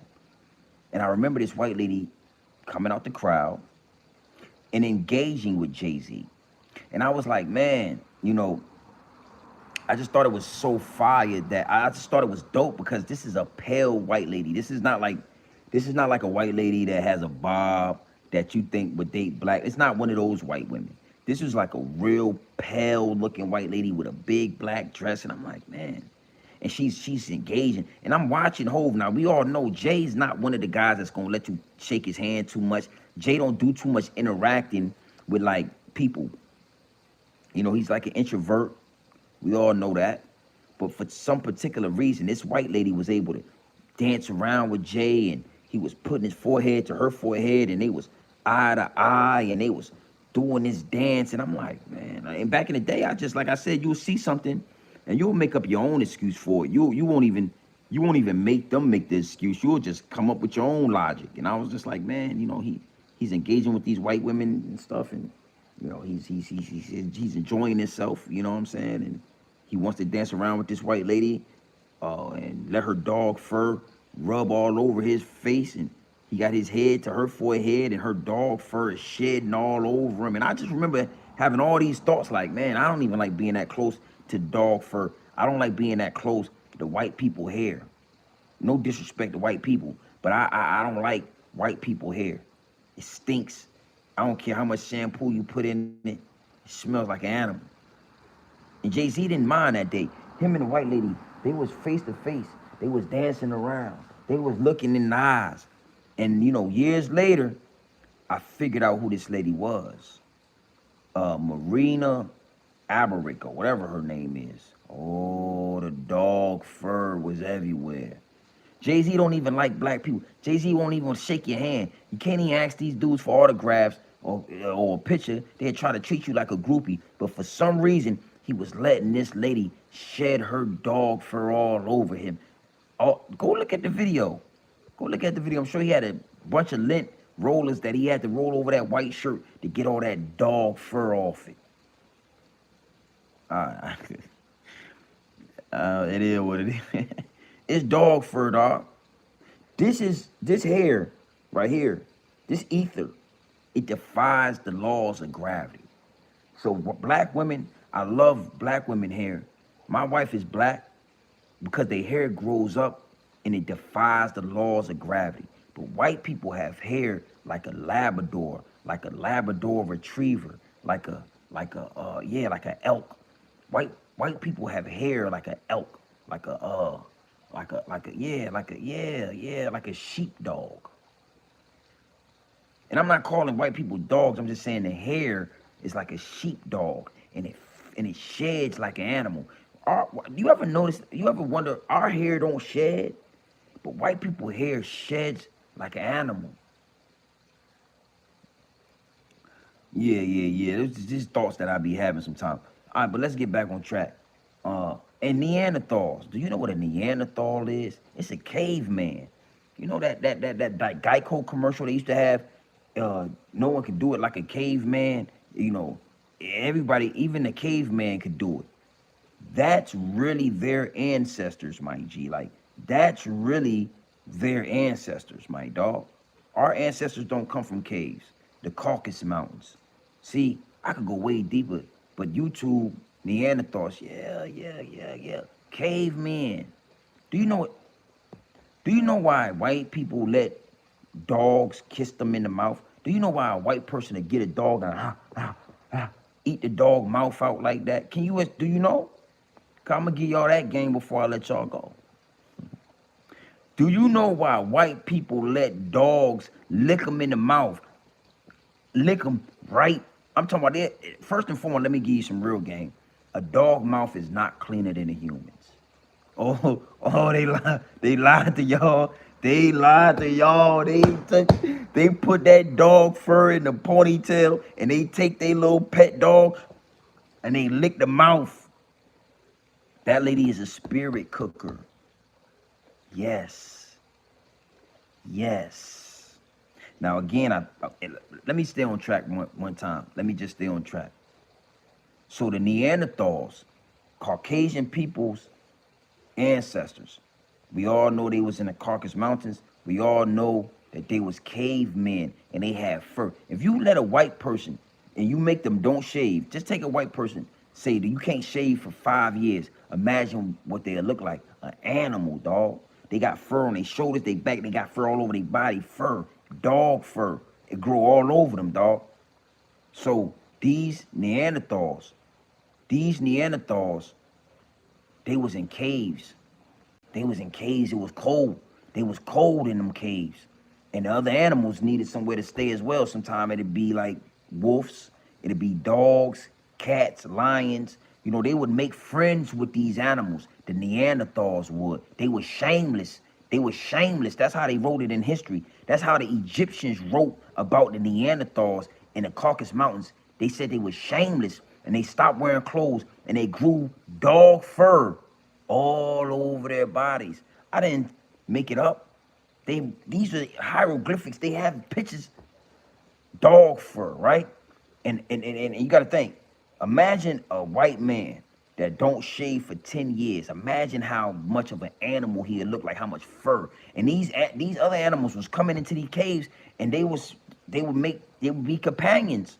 You know, these Neanderthals would make friends with the dogs. They would make friends with the cats. They would make friends with the wolves. And after about 10 to 15 years of making friends, they became very, very acquainted. It's a reason how some of the Caucasian people in these farms will have intercourse with pigs, or they have intercourse with sheep. It's because in their bloodline, the Neanderthals they was making out with the animals that was in the caves with them. They would be so lonely. They would have 2 dogs in there with them, 2 cats, an elk, and a sheep.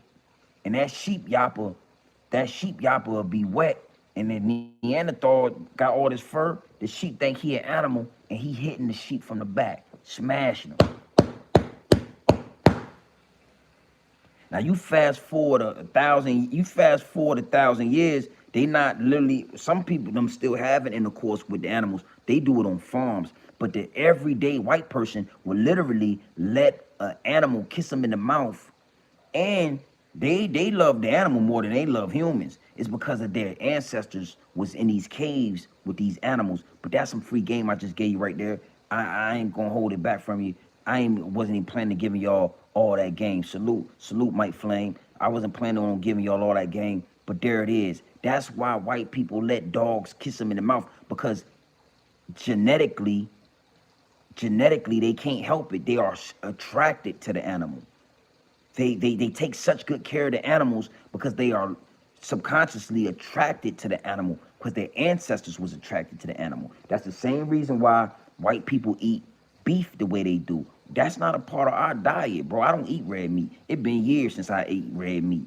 Red meat kills so many black people because it's not really a part of our diet. But the Neanderthals, they was hitting the sheep. Then they'll take one of the cats and say, we got to eat something.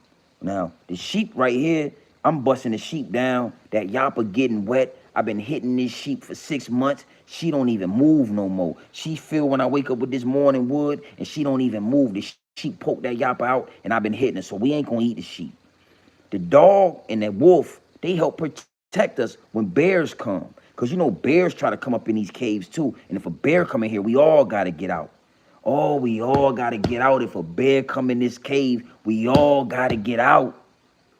So we're not going to kill the dogs. We're going to keep the dogs. And that's become man's best friend. It's not our best friend. Yeah. It's their best friend, right? So we're not going to kill it. But the cats, we're going to kill the cat. And sometimes they'll kill the cats, whatever other animal that wasn't a dog or a sheep, because they were hitting them sheep. This is facts. This is not allegedly. The hieroglyphics was showing them.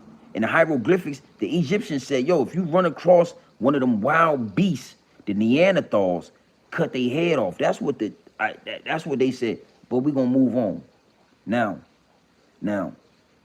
when they were killing these animals, whatever animal that they was going to eat, sometimes they didn't fully have big fires. It was too cold. It was too cold for them. It was too cold for them to make a fire. So they eat it how they gonna get it. And that's why a lot of white people, Caucasian people, they love to eat their steaks medium rare with blood dripping out of it. You ever notice that?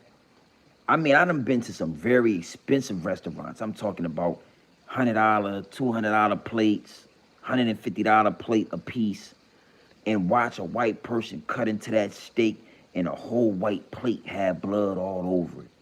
And I never understood that because that ain't part of our diet. Our ancestors didn't grow up like that. We grew up, we had plumbing. Our ancestors was very technology. They were advanced. But Caucasian people ancestors were Neanderthals. They was cavemen. They had us thinking that we was looking for cavemen the whole time.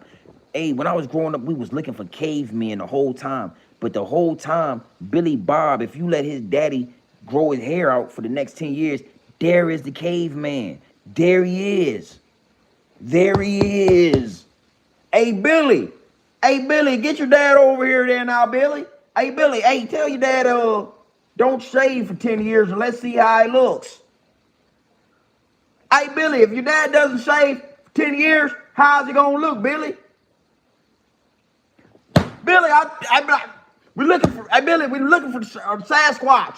You know who Sasquatch is, don't you? We've been looking for Sasquatch. That is the Sasquatch. Billy Daddy, your friend Timothy, his daddy is a Sasquatch if you let him grow his hair for the next 10 years. Okay, I can't get, I don't think I'm giving too much game. I'm trying to tell you. So this is why you don't really see a lot of black. You see some black people have adopted the appetite in the way white people eat. We have adopted that. But majority of black people, you don't see us playing around with the devil. And you don't see us eating medium rare steaks and with blood pouring out them joints. We don't like the taste of blood like that because our ancestors was cooking food. Our ancestors was literally cooking the food. You don't see us kissing dogs in the mouth because we wasn't even around dogs. We had lions and tigers that protected us. And them lions and tigers ain't letting you kiss them in their mouth. They'll bite your ass up regardless if you want them or not. But the dog, okay, all right, so there it is, man. So now, the lady with Jay-Z.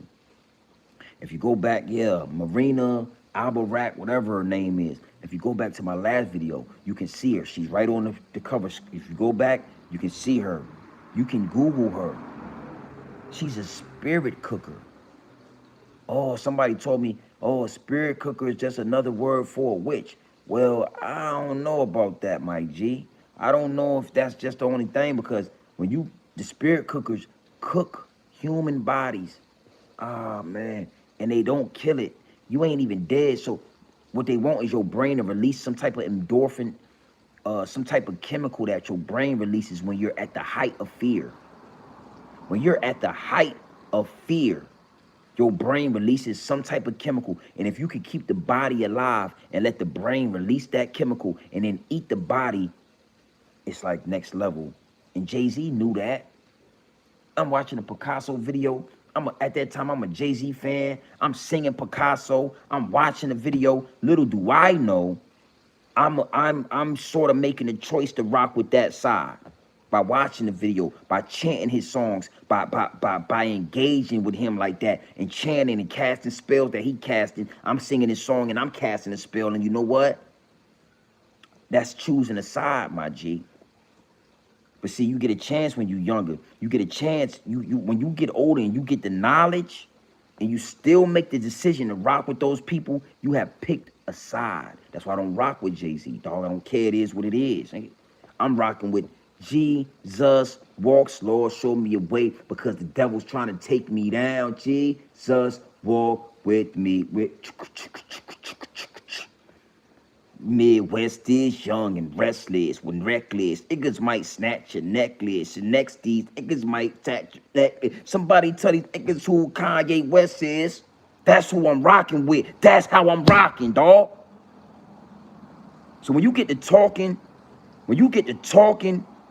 about those people, when you get the knowledge about those people, and you get to spewing it, oh, they take your videos down. Yeah, they try to stop you. They shadow ban you. I'm looking at the numbers. My joints was jumping. When I dropped that first Kanye West Exposes the Industry video, that joint did 3,500 in the first night. Look at my past videos.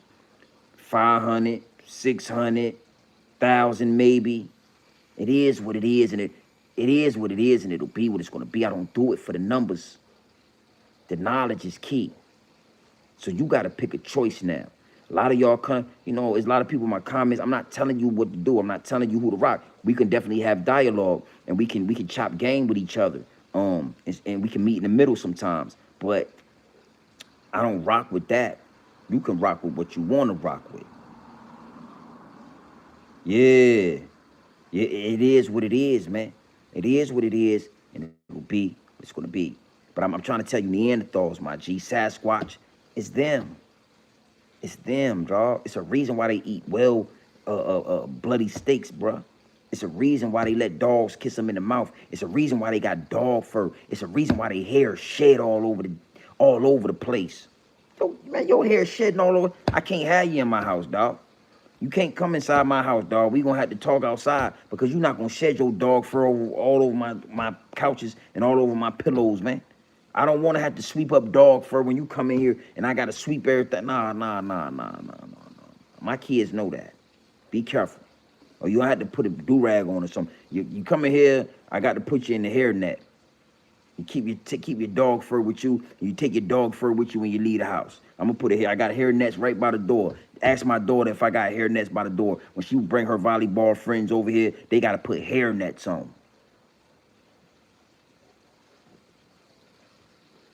Yeah, we didn't know back then. I'm gonna tell you this though. The energies know. The divine order is the divine order. So when you a child, or when you a youngster, or you a young adult, and you kind of being manipulated into something, trust me, they manipulating you with the music. They lying to you. They got you thinking they worshiping God. Hey, they got you thinking they thanking God at the podium when they get these awards. When we watching MTV Music Awards, the whole time they God is the other God. The divine order know that. The divine order know when you know though too. The divine order know when you done got the game, you done been awoken, and you still choosing to sing that Cardi B song and she dressed up like the devil. Females, or you still singing and choose certain songs from Jay-Z and this, that, and the third, knowing he rocking with that lady that's a spirit cooker. Fellas, once you know, you can't lie to yourself, man. You can't look in the mirror and tell yourself you don't know the knowledge when you already know. The divine order know what you know, if you say it or not. Now you have to pay. So a lot of these rappers, they get in the game and all that. I got an amazing video I'm going to do tomorrow for y'all, because these rappers are weirdos, and I got a lot of clips and footage. Wait, you see these clips and what I'm about to talk about with these rappers, because I don't agree with Charleston White, but some of the things he say I do agree with. And these rappers, bro, you think, Fat Joe, you think you about to come over here running off at the mouth like that, and you think I'm not about to put y'all on a chopping block? You thought that last video about you? Man, I'm about to give y'all something, dog. I'm about to give y'all something, and I'm going to show y'all where it started at. Because, again, like I was trying to tell Charleston White, you pointing the finger at the rappers, and I do too. But you got to go to the root, the higher ups and the elites. It started. Who taught Puffy how to be what he is? You ever thought about that? Who taught Puffy how to be what he is? Who taught Andre Harrell, R.I.P. to Andre Harrell? Who taught him how to pass that game to Puffy? I'm gonna show y'all. Yeah, I'm gonna show y'all. Oh, I'm gonna show y'all. Dog fur. You ever got a problem with one of them? They get to running off at the mouth. See, one thing about it is, I grew up hearing Caucasian people say, I don't like nappy hair. It wasn't nothing wrong with that. It wasn't nothing wrong when they was telling us that our hair was nappy and it was not attractive. But when I say it's dog fur, it's dog fur. It is a sheepdog. Google a sheepdog. Google a golden retriever. A golden retriever. Listen to me. They a golden retriever. Oh, it sheds all over your house, all over your carpet. Bitch, they got the golden retriever in the car with them. They riding around with the sheepdog in the car with them because they all shedding dog fur on each other. They don't mind the dog fur because they got dog fur and everybody's shedding dog fur in this minivan. Baby's shedding dog fur. The infant got dog fur. The toddler got some dog fur. The teenager shedding her. She brushing her dog fur all over the place. She brushing the dog fur on you. Ugh. Woo, I don't like it. I don't lie. Nah. I stay far. I tell you, I got hair nets. Ask my daughter if I got hair nets at the door. Yeah, I got dog fur. You need to put the hair net on respectfully. You can't come in this house. Yeah, it's a big house. Yeah, $500,000. Or it's well over a $500,000 house. You will not be bringing that in here. I'm sorry, ma'am. I need to talk to your mama, but if we could call your mama then. But you gonna put this motherfucking hair net on. Excuse my language. But you gonna put this hair net on. Yeah, you gonna do that. All right. Thank you so much, man. No problem. So listen, man, we way up right now. We at 100 minutes. I ain't gonna do the math on that. Definitely not about to stay another hour with y'all, man. But you know, we dropped some good game tonight. Salute to everybody in the chat. Yo, that Super Gremlin video, it's all of these videos, bro. They all either hypersexual, they either hyperly sexual, and this is only our culture because the higher ups and elites aiming at us. They act like it's a conspiracy or something. They act like this is not the facts. The video's either going to have the devil in it, or it's going to be half-naked women talking about busting it loose, or it's going to be Carisha's running around. And I'm going to get on some Carisha. We will need to talk about Carisha, dog. That narrative need to be shut down. Puffy should be ashamed of himself for even, if you want to hit the young girl, hit her, man. Smash her and bust her down. But to have that whole narrative of this Carisha chick, making these women think that's it, that's crazy. And that's another tool, my G. So, you know, this industry is what it is. It's a reason why it wasn't like I couldn't have made it. It's not like I couldn't have never got in. I was right there. I could have did whatever I wanted to do, but I would never do what them boys did to get in there. I wouldn't care. Meek Mill, they all done got, trust me. And the thing is, it's like the higher ups and elites performing the sexual act on you. So they ain't going, you know, I don't see Meek Mill getting on his knees, but I see Meek Mill letting somebody get on their knees, you know, allegedly. You feel me? When you see these clips I got, you will believe what I'm saying, because ain't no way you letting a grown man call you daddy. And ain't no way you gonna be going to daddy's house when you talking about Puffy. I'ma just say, nigga, we going to Puff Daddy house. Where we going? Hey, we about to hit Diddy house up in a few minutes. But you not gonna make me call your house daddy's house. Ain't happening. Won't happen. I wouldn't give a goddamn how it's going down. I'm not calling your house daddy's house, because you ain't my daddy and you ain't gonna call me daddy. You a grown ass man, dog. What you calling me daddy? Man, yo, bro, I got something for him. You thought that Fat Joe video was good? I got a fire one coming. So listen, man, you already know what time it is, man. It's your boy, Grown Man Business. And listen, you can tap in and you can tap out, but you know my slogan. You know what I suggest, and I suggest you tap in. I suggest you tap into this grown man business. I suggest you tap into this grown man content at all times. You already know what it is. Straight off the brick into the bottles. Straight off the brick into the bottles. Straight raw, pure, uncut, no extras, no preservatives. I'm not sugarcoating nothing, and I'm not dressing nothing up. I'm giving it to you straight raw, my G. I'm giving it to you straight raw. And this time I wanted to go live. I haven't been live in a while with you guys, but one thing I'm learning about this live streaming thing is that it's really giving, it gives whoever's in the live stream access to your energy. This YouTube is a real thing. It's a portal.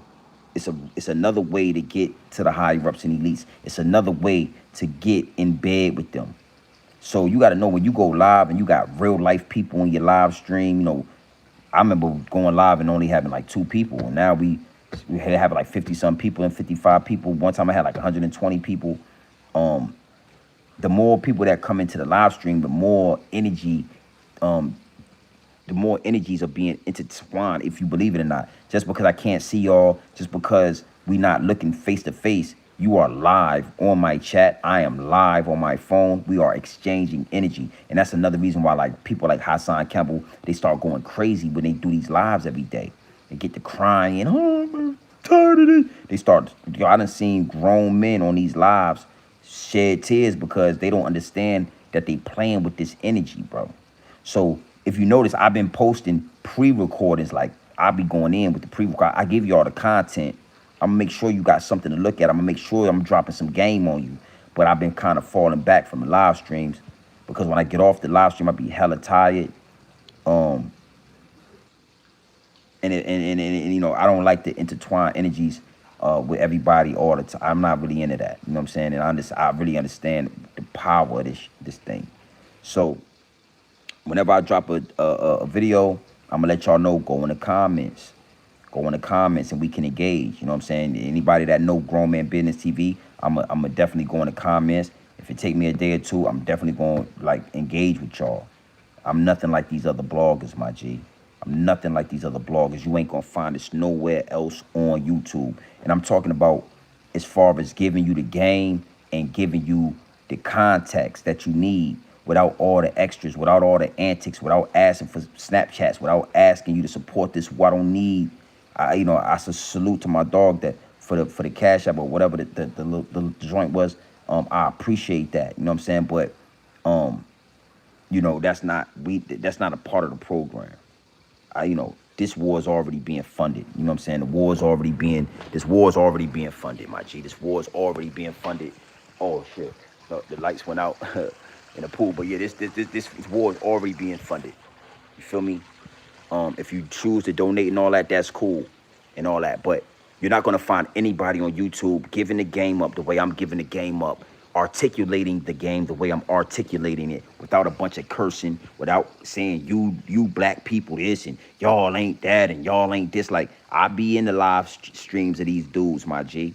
I be watching these dudes. I be in awe sometimes listening to Hassan Campbell tell y'all, you know, black people and what you black. Well, I thought you was black. So if you're black, then you're talking about yourself too, right? But the way you say black people, let me know you Puerto Rican or you Latino or something. You not black. I never met a black person named Poppy anyway. That's unheard of, but I rock with Haas. You know what I'm saying? Or like Charleston White, the way he talked down on people, and it's other YouTubers too. My point of even saying those things is to say, you know, right here where you at, right here, right now, Grown Man Business TV. You're not gonna find it nowhere else. You're not gonna find it like this anywhere else on YouTube, and it's a reason for that. And I'm gonna keep it like that. And if anybody wants to get on this level, it's not about the subscribers for me, but if anybody wants to even get close to what I'm doing, this is a art, my G. How I'm doing this, how I'm articulating this. Just like the way I write rhymes, it's an art to this. It's an art how I put them bars together. So be careful out there. Keep your eyes open. Stay dangerous. Beware the dog fur. You know what I'm saying? Don't let them put that dog fur on you. You get too close, you get some dog fur. Keep your lint roller so you can get that dog fur off you. Don't bring that dog fur in your house. This right here defies the laws of gravity. This hair grows up. Their hair has no life in it. It dog fur. It just lays down and sheds and dies. Respectfully, you know what I'm saying? So you already know what time it is, man. It's your boy, Grown Man Business. And listen, you can tap in, you can tap out.